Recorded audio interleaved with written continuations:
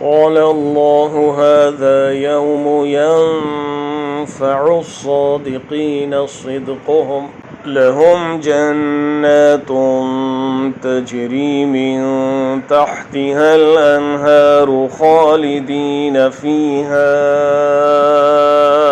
أبدا رضي الله عنهم ورضوا عنه ذلك الفوز العظيم لله ملك السماوات والأرض وما فيهن وهو على كل شيء قدير.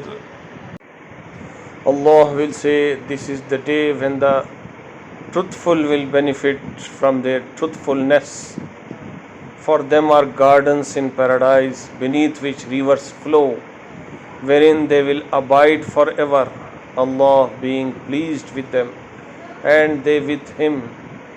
That is the great attainment.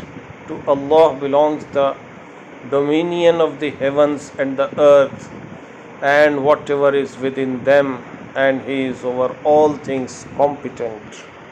अल्लाह इरशाद फरमाएगा कि ये वो दिन है कि जो लोग सच्चे थे उनका सच्चा होना उनके काम आएगा। उनको बाग मिलेंगे जिनके नीचे नहरें जारी होंगी, जिनमें वो हमेशा हमेशा को रहेंगे। अल्लाह ताला उनसे राज़ी और ख़ुश, और ये अल्लाह से राज़ी और ख़ुश हैं।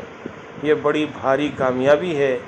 अल्लाह ही की है सल्तनत आसमानों की और ज़मीन की और उन चीज़ों की जो उनमें मौजूद हैं, और वो हर शय पर पूरी कुदरत रखता है।